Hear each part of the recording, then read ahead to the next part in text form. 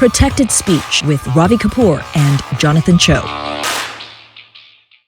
Alongside Jonathan Choe, I'm Ravi Kapur on this edition of Protected Speech. We're going to get into some of the hot topics that we've been following. One of the big ones out of San Francisco, where a tech executive, Bob Lee, was stabbed and killed while walking outside of what was considered a really good neighborhood in San Francisco. We've been covering public safety, crime extensively in a lot of these major cities. But it's heartbreaking in many respects because Bob Lee was actually a real tech scion, the inventor of the CASHAPP, which got purchased by Square, which is now known as Block. He's been involved in cryptocurrency, a real leader, only 43 years old, a father with two daughters, left behind, just stabbed indiscriminately. And Jonathan, according to the reports, there is surveillance footage that has not been released to the public. He was actually asking for help in the street, and no one came to flag him down. It happened at 2:30 in the morning, and he just basically died out there while being ignored when pleading for help. Yeah, I think this has been happening so often now in San Francisco, and I want to quickly add that nobody's been arrested. No suspects right now. At least police aren't saying that publicly. But again, the stature of this guy, the fact that it was a tech executive happening in a relatively nice part of San Francisco, I think people in the community across the nation are saying enough is enough. How is it that a city like San Francisco, considered world-class, has allowed it to get to this point? So if this isn't going to wake up San Francisco leaders, what will? So again, this is really a shock, not only in the tech community, but this story has really gone viral. It's a global story right now. Right. And there was swift reaction from the San Francisco DA, Brooke Jenkins, as well as the San Francisco police chief. But the reality is that we have seen a complete downturn in what people find to be safe in San Francisco. And as a native, I used to walk on these streets as a little kid. And yes, there were seedy streets decades ago. So I don't get me wrong. I think there was a lot of grime years ago, but I still never felt like completely unsafe especially in a kind of an elite neighborhood where he was at. Some people were saying online that those apartments around that neighborhood were like $5,000 a month. So it's not some mediocre place he was walking around in. That was a neighborhood that he was familiar with. He had recently moved to Miami, came back to take a meeting, stayed an extra day, and met this fate, which is brutal. Obviously, a lot of the tech leaders are astonished, and it just leads to a terrible reputation. I mean, Jonathan, you see this in Seattle. I mean, are people staying away from downtown Seattle, like some of these kind of elite entrepreneurs, executives, because they fear for their safety as well? Yeah, 100%. Why risk it, right? These downtown cores, especially in these West Coast democratic cities, are just war zones right now, at the very least economic war zones. Why go to the downtowns when drug use, open air drug use is being allowed? The homeless crisis is out of control. Why would you want to be around that? These cities need to figure this out. Places like San Francisco, Los Angeles, Seattle, Portland. So that's really kind of, again, the question now. What is going to come out of this tragedy? Right. Well, I mean, that's leads me to talk about your next story out of Seattle, where you once again were thrust kind of in the middle of a story while reporting. Take it away. Yeah, I mean, this happened just a few weeks ago. I'm reporting on the homeless crisis, and then out of nowhere, a guy wielding a baseball bat comes at me. Never met this guy in my life. Thankfully, I flagged down an officer, and the police eventually arrest him. It was crazy. If you look at the video, they were a little hesitant. They were like, "What do you want us to do? Do you want us to arrest him?" I'm like, "Yeah, arrest him, of course." The guy came at me with a baseball bat. And again, it's that kind of sentiment right now among law enforcement officers in places like Seattle. They feel as though if they make this arrest, that, first of all, the perp might not even get prosecuted. Then even if they do, the judge will release them. Guess what ends up happening? Several days later, okay, the good news is the judge finds probable cause. He gets arrested. But because the Seattle Police Department didn't get the evidence in on time within the 72-hour period, the judge released him. So this maniac's back on the streets. So just a technicality, but I mean, they can still prosecute at some point, right? Once Yeah, they can, but the guy's on the streets. That's the point. The guy who came after me, okay? I'm covering the homeless crisis, and again, in downtown Seattle, this is a block from City Hall, and this is being allowed. People are outraged. I'm a victim here. I can't imagine. I'm a guy with connections in the city. Even the prosecutors aren't sure what happened, and I can't get any answers from the Seattle Police Department. The only other development in this case is now the SPD has, sent the case over to the city attorney's office for a potential misdemeanor charge. So I don't know what's happening. I'm just waiting for all of this to play out. But my goodness, no one's immune now in this day and age, especially in these cities.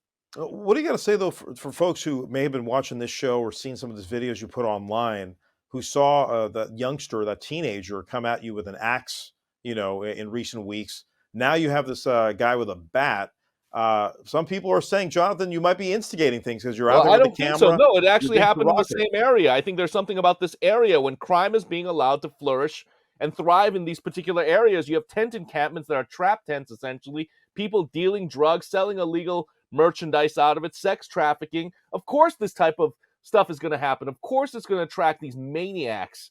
I mean, it is just frustrating dealing with this. And imagine being a reporter trying to tell the truth, show the raw realities. That's why you're not going to see this stuff on network television. You're not going to see this on the local news, but this is actually happening in Seattle. Well, I guess my question to you is why bother, Jonathan? Why put yourself in harm's way? I see the reaction. People that follow your account online, they're concerned about you. So why put yourself out there in harm's way day after day? Because the vast majority of the people, again, appreciate it and say this is the type of stuff that needs to be seen. Because if we're not covering this stuff, you can't hold your public officials accountable for their failed policies. And that's ultimately what I'm doing. I'm shining a light on this.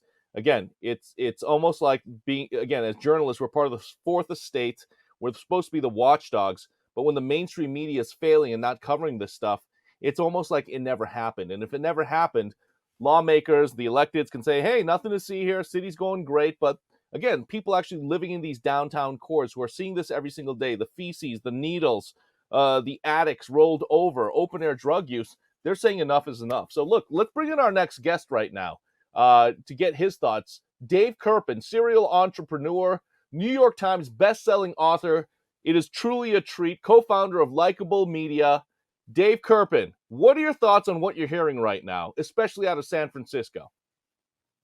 Well, of course, I'm saddened to hear about the attack on the CASHAPP creator. It's very, very, very sad, and I'm always saddened to hear about what you've been through, Jonathan. You and I go way back, and you're an excellent journalist. And I hate to see you as a victim here. In New York, where I live, we've definitely seen an uptick in crime in the city, poverty. I mean, I'm definitely no expert on this topic, but in my experience, the pandemic exacerbated the disparity in wealth, and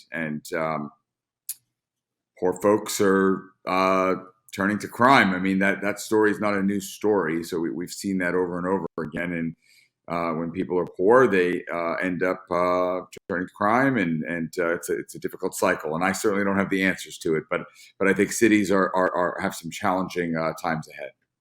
So look, you're an entrepreneur. You're successful by all accounts.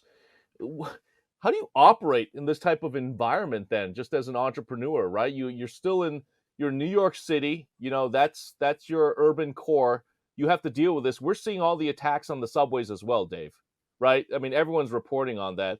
This stuff is happening. How do you function? How do you run a business like this? Well, at the risk of being short, I don't take the subway. I focus on first and foremost keeping my family safe and keeping me safe. And we this is perhaps another topic, but we've made our businesses essentially work from home for the most part, and that's where people feel safest, and that's certainly fine by me. It's a good point, Dave. And for those people who don't know Dave's background, I mean, he's a real true social media expert. And there's been such a transition. I think you brought up the pandemic. I think social media has also caused some of these changes in our society, the way people react to things. So Dave was at the forefront of Facebook and that revolution that Facebook set in now. That might be old tech for some of our viewers and listeners now, obviously for those people that are on TikTok and some of these newer technologies. But Dave, going back to that era, you were one of the first folks to embrace Facebook as it was really starting to go nuclear viral across the globe. And where we are today, like a decade later with social media, with TikTok, with Twitter, we've had this kind of change. Give us your thoughts on just social media over the years and where we are now. Well, things change. Things change relatively quickly. It's funny because you were. I saw in the show notes we were talking about what's going on with TikTok, and of course there are some folks that are saying there's no way TikTok or Twitter can go away because of the network effect. But MySpace went away, and Friendster went away, and Facebook basically Meta, the company, obviously is still here, but Facebook usage has gone way, way, way down. And so, in fact, the only thing I do know is that eventually TikTok will be no more and Twitter will be no more. So it's really just a matter of time, right? The world changes, the world evolves. You know, people would have said in the 1990s that Blockbuster's never going away, but we all know what happened. And so I think for me, it's been really exciting to be on the cutting edge, as you mentioned. But I don't take anything for granted in terms of the longevity of things, because as technology continues to evolve, the rate of acceleration continues to go up and up and up. So things are changing even faster than ever before, which is both very exciting and also very scary and overwhelming for a lot of folks. I want to follow though, Dave. I mean, do you think the way social media is today? I'm old enough to know what MySpace is, Friendster, Facebook, and this iteration. Do you think social media has gotten to a point where everyone has a cell phone, everyone's consuming so much media, whether it's YouTube or one of these social apps to connect with other people? Has it changed our society where we have shorter tempers? People are getting violent. We have the pandemic. Can you connect some of this together? Because I feel as if a lot of folks got stuck at home for 2 years. We have, some people will have the fortunate ability to work from home, and other folks had to be there on the job in PPE, fighting for their lives, potentially getting infected by coronavirus. I mean, it's been a really trying time for our society. I mean, has social media played a role in where we are right now? Sure. Well, the way I would connect it, and I'll sort of talk about the emergence of another big social network, Be Real. The way I will connect it is that with social media, people see highlight reel. So people see people's best moments. That's what they're sharing on Instagram and TikTok, previously Facebook and other social networks. You're seeing a collection of highlight reels. And if you're watching a highlight reel, whether you're a teenager, which there's been a lot in the media about, or frankly an adult, you're always comparing yourself and your life to the very, very best moments from other people's lives.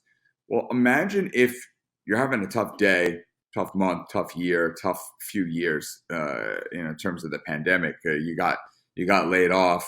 Your husband or wife also maybe lost their job. You had to downsize. There are many, many ways that people have been impacted very negatively in the last few years. Now imagine that every single day, every single time you log in on your phone, you're seeing everyone else's highlight reel. Well, it's no wonder that not only have we dealt with increasing teenage depression and mental health issues and suicide, but adults struggling with crime, with drugs, with lots of what I would call sort of negative impact of the world. And social media has played a role in that because people are comparing their own lives to the highlight reels that are out there. Now, what's interesting about the emergence of Be Real is the idea behind it as a social network is to intentionally not capture people's highlight reel, but capture just a random moment in people's days. And I think there's something really to be said for that. And people it's catching on because people actually don't. There's an element of the rest of social media where people don't like that highlight reel. Dave, you talked about Be Real. I totally forgot about that platform. I'm still trying to figure out what TikTok is. Okay, so I'm primarily on Twitter. I think a lot of the elites and news folks, right, the academics, they're still on Twitter. Okay. You've got Gen Z, the millennials, the youngsters, they're on TikTok. I think Instagram is still stable. Like you said, you have Facebook kind of seen as one of the elder statesmen. Then you've got Be Real, and then you've got a Discord, and you've got all these others. where what would you say are the three most influential social media platforms right now? I don't even know if that's a fair question, or how, if you even see it that way. How should Well, we be yeah, I mean, seeing? I think it's an interesting question. I think the true answer really lies on who's asking the question in terms of influential on whom and for what audience. Mhm. To your point, a lot of the elites are on Twitter, but how important is that beyond the elites? I think in many ways, and I'm a huge fan of Twitter. I've been on Twitter since the beginning, but in many ways, it's an echo chamber of media and marketers talking to each other. I mean, the question I like to ask when considering the societal impact of a social network and really how influential it is in the moment is, this may seem funny, but is your mom on the network? The answer to the question of is your mom on Twitter is no. No, your mom's not on Twitter. Is your Not on mom Twitter. on TikTok? Maybe, actually. Is your mom on Instagram? Yes. So based on the mom question, Instagram is the most influential social network. Maybe LinkedIn as well. Certainly, that's where just about every professional is at this point. And don't sleep on LinkedIn. Some people don't consider it a social network, but actually, I'm going to go ahead and say that if I had to answer that in my head, I would say LinkedIn is the most influential, and then Wow. Instagram, and TikTok, because those are most likely to pass that mom test. Interesting, as Do- that being the standard. Okay. Uh, Dave, do you think people are being desensitized to all this violent crime because of social media? Like I think one thing that's happened with political coverage, I do a lot of political coverage. An episode that Jonathan's covering in Seattle, right? And all the stuff that Jonathan does, people see that in Florida, people see that in Texas, people see that in Ohio, and it influences the discourse in those states and vice versa. And it gives talking points to the right and talking points to the left. And then, of course, you're talking about, again, the elites using social to blast the other side because they saw some episode of whatever happened in Alabama or whatever happened in Tennessee and or New York City, and this is how we're kind of shouting at each other at this point. Yeah, I mean, I think people have become desensitized. I don't know how new of an issue it is. I don't think it's an issue that's new in the last couple of years. I think it's gotten worse and worse. And with cable news, we saw the first revolution in sort of the 24/7 cycle of seeing these stories that ended up desensitizing people, and then social media amplified it that much more. And then the only real change in the last couple of years is less cable news, because it's already been there, and less social media because it's already been there, and more the impact of the pandemic. Again, frankly, I think it's just created a greater disparity in wealth, and it's a lot of people walking around with a lot of issues, and the mental health crisis is the worst I think it's ever been in my lifetime. So yeah, we've certainly been desensitized. I mean, how can anyone not say we've been desensitized when there are school shootings all the time, for instance, that people don't even bat an eye anymore? I mean, that's just insanity to me, but it's a reality, right? So it's very unfortunate. Well, Dave, at the end of the day, Kapur and I are news guys, right? So at the end of the day, content is king, but we started off in the TV world. Be real, be honest. When you ask your peers, your colleagues, even yourself, do you still consume news from the television set? I mean, where do you get most of your news at this point now? Yeah, so I get a little news from TV, not a lot. I'm getting my news online. I'm getting my news through Twitter, through social, and I'll tell you with 100% certainty that my children, ranging in age from 7 to 20, 7, 15, and 20, they're getting their news from TikTok and YouTube. Wow. Absolutely. And so it's an evolution, and so you just have to not be an old fart and fight it as we old folks tend to do, but embrace it and really understand the direction that folks are going in. So give us some quick insight, right? As we kind of wrap, I want to get a few more questions in, but what you've always been 2-3 steps ahead, right? I mean, that's how you've been essentially relevant in so many ways. People turn to you now for advice. You have been giving people advice for a very long time, but AI, right? And social media. I mean, what are you working on next? Where do you recommend we all need to be, and where do we need to be focusing on before it blows up, right? What do you think is going to happen next? Yeah, I mean, I think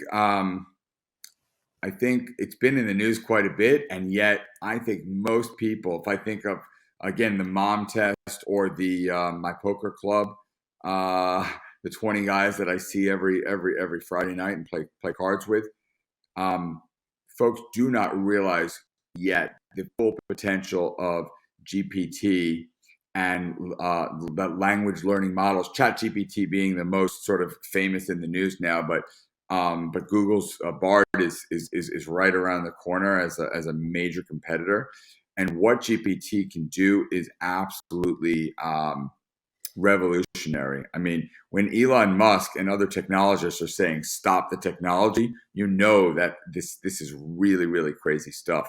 And I firmly believe I'm building a new company in AI called Kip.ai, and I firmly believe that what we are witnessing, what we will witness in the next 24 months, is a revolution equal in impact to the Industrial Revolution and the internet.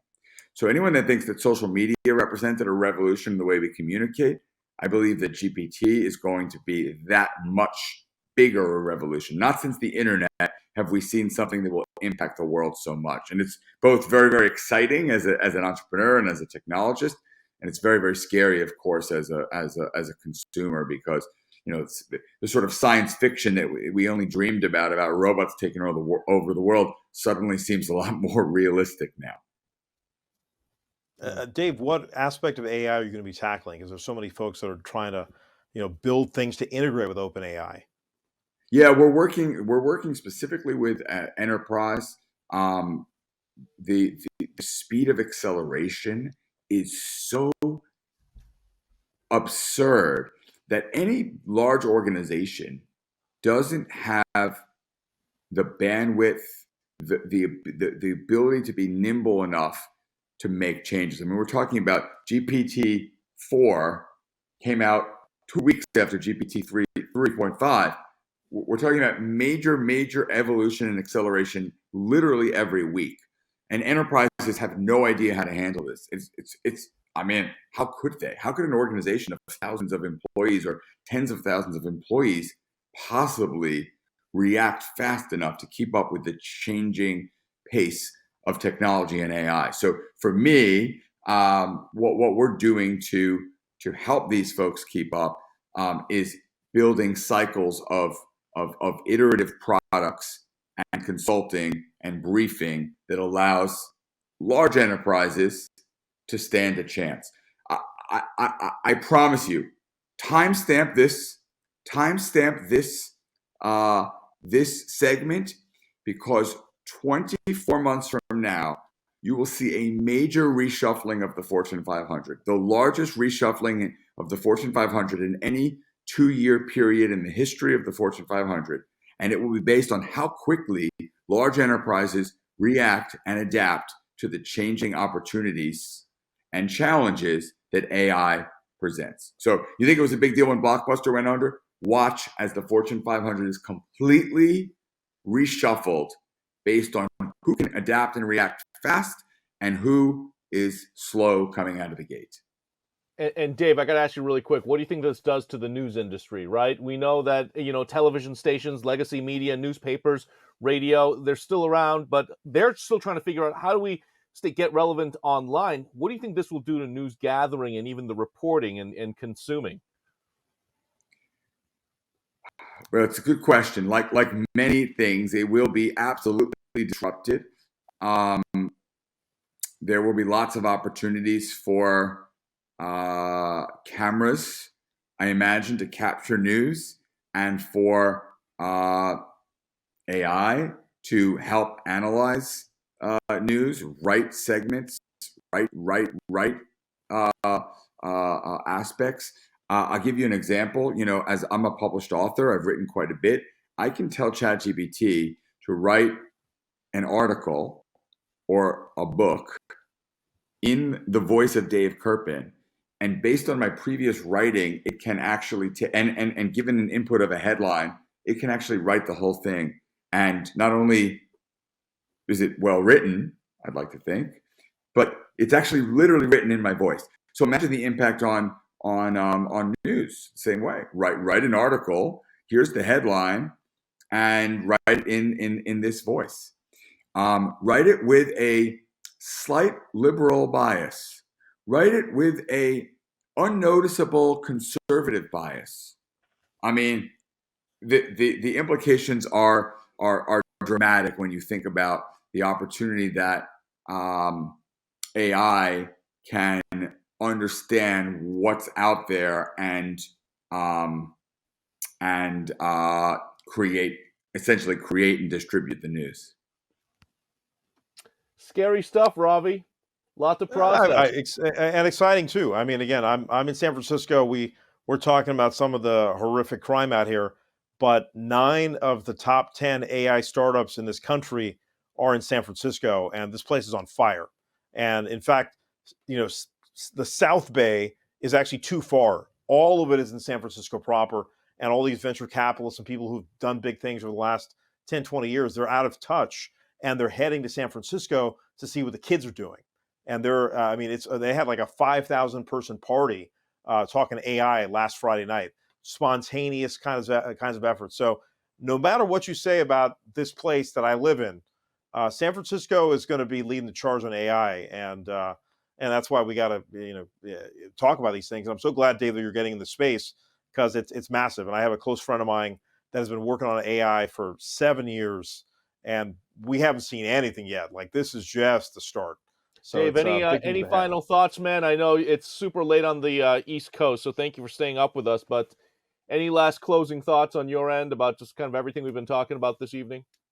I think Ravi hit the nail on the head. The world is at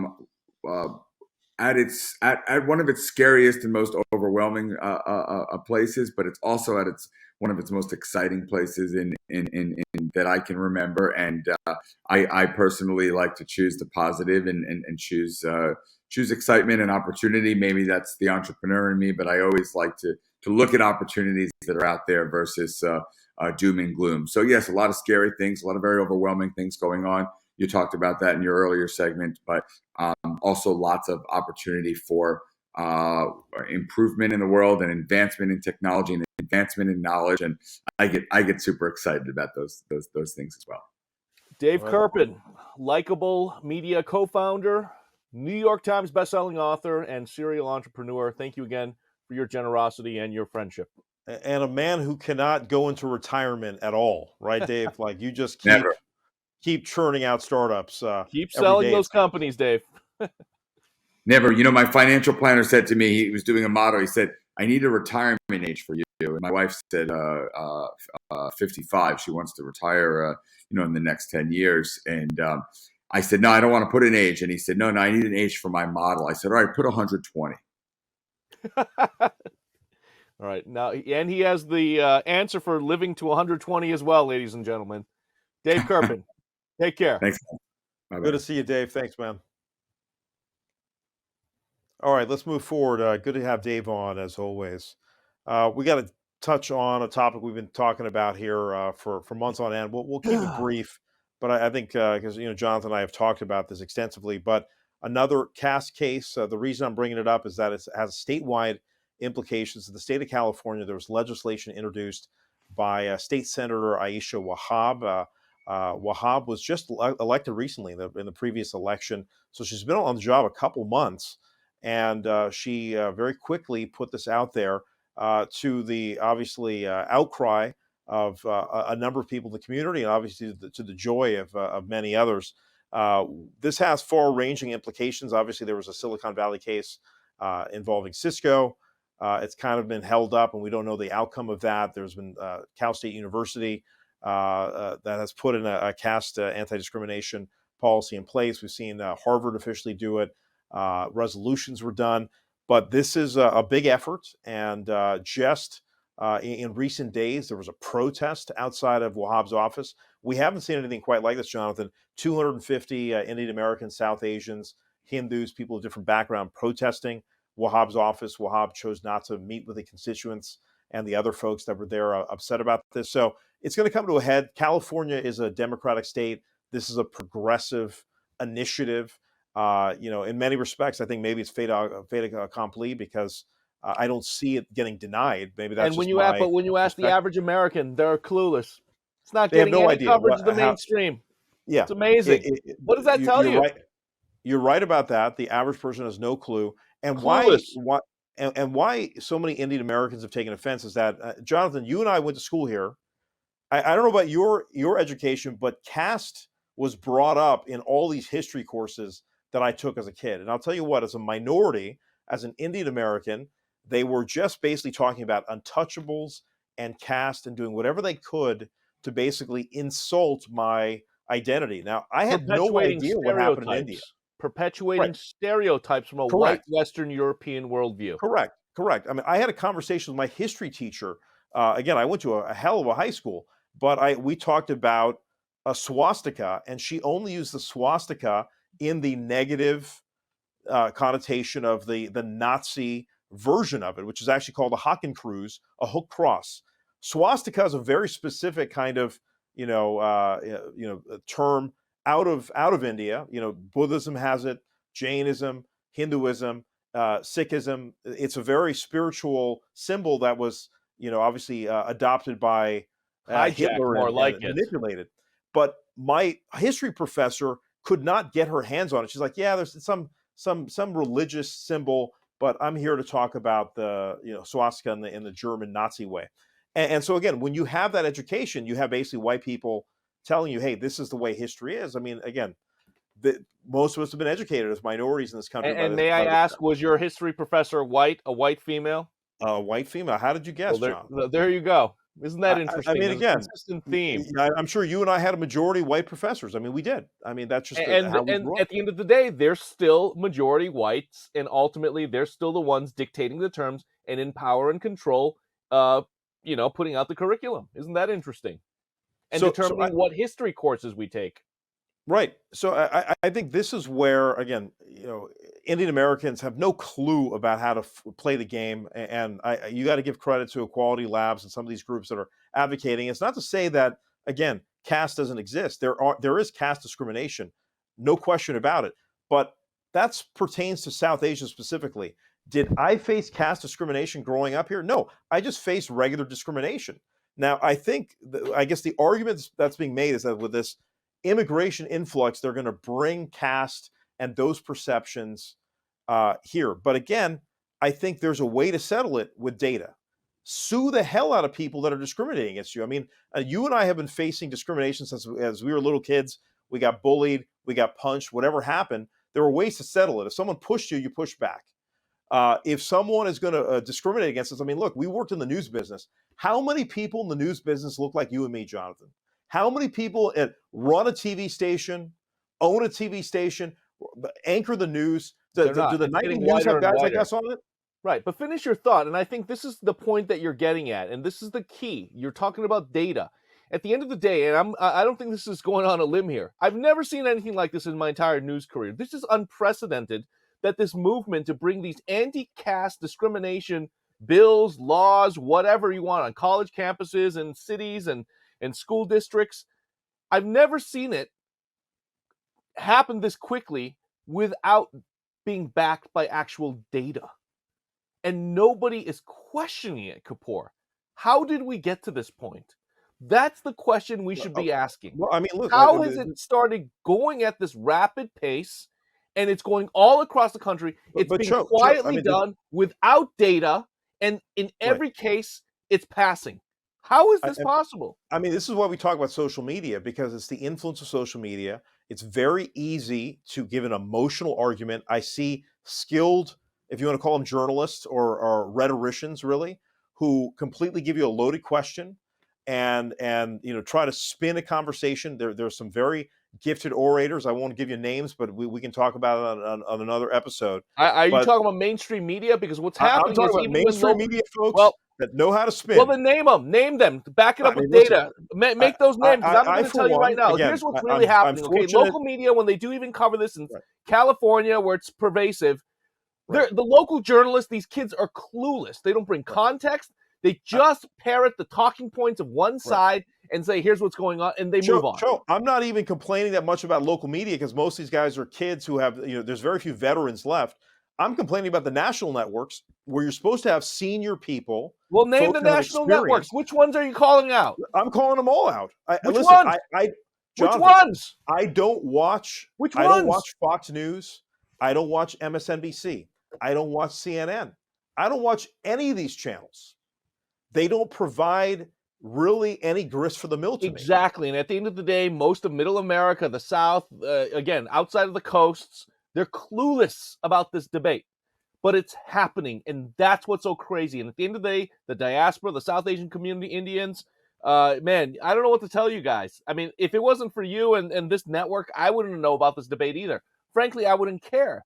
But this is arguably one of the greatest social justices or issues, or injustices rather, happening in your community. Again, depending on who you ask. Just to point out, no one's saying that discrimination doesn't exist. There's lots of there's discrimination going on every single day, but it does seem so far, what flimsy evidence there is, it does seem targeted. And it's not being backed up by data. And to this day, the question I still ask is, the people who are concerned about this, who want to push back, why aren't they pushing back harder?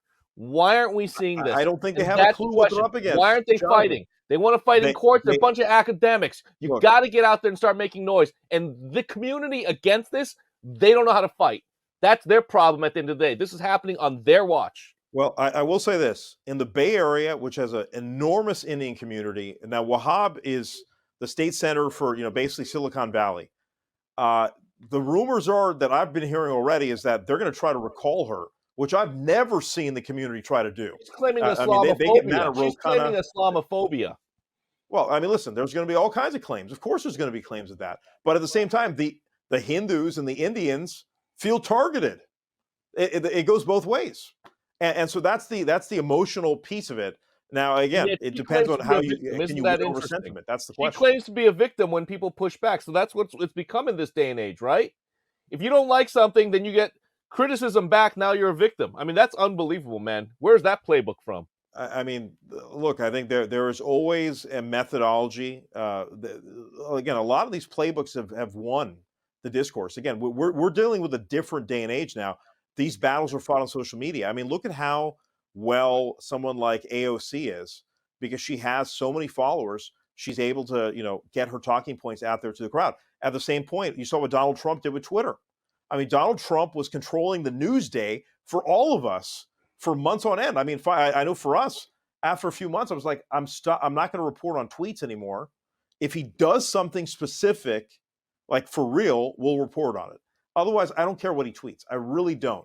Yeah. If he actually nukes somebody, we'll report on it. But otherwise, I don't want bluster. And I think that's where it takes cooler heads, professionals to say, hey, I'm not going to run around and chase. Look, I don't know what to tell you, man.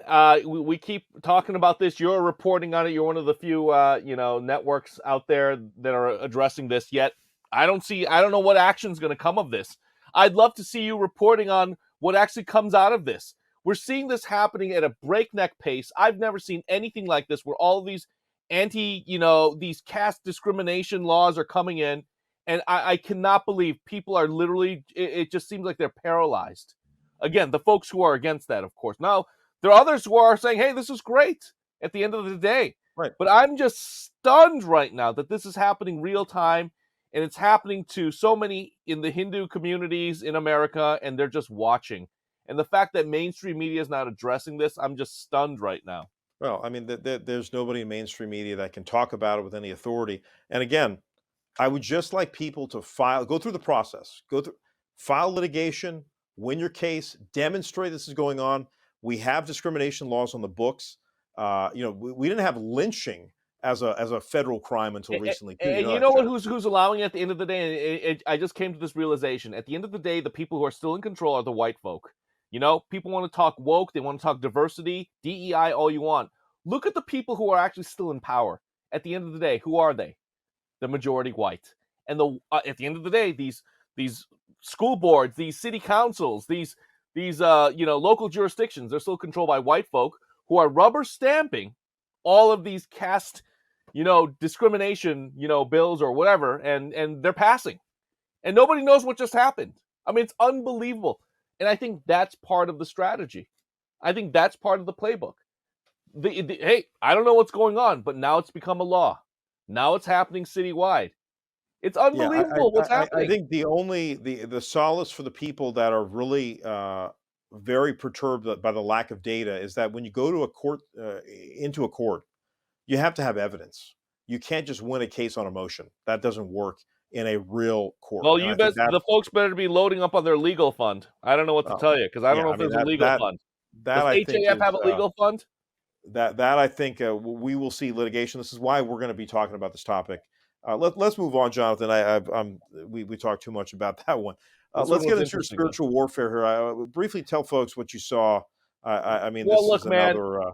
Yeah, back here in the Seattle area, about 20 minutes out, a city called Burien is dealing with its own homeless crisis. But what I saw just the other night, I mean, there's this brand new homeless encampment that popped up. But as we know, 99% of these, folks who are at this particular encampment are addicted to some form of drug. And, even the campers there said this young man had taken either mushrooms or PCP or whatever. It wasn't fentanyl this time. And he was just going on a rampage. He was going into convulsions, and I've seen a lot in my day, but once again, it's the local church ministries actually doing the consistent outreach, and it's been like this throughout history, right? The church is always there as the rest of the community is kind of watching. So you've got these faithful church workers, and one guy by the name of Joseph Riverson, a church volunteer, I'd never seen it in my life, literally praying over this young guy for 30 minutes, driving out demons, in his words. And I couldn't believe it, but the guy finally calmed down. Even the police came and left because they realized the situation has calmed down. So, look, I think for a lot of Christians this weekend, we've got Good Friday coming up. It's Easter Sunday. I don't know. I just saw something that I could not explain.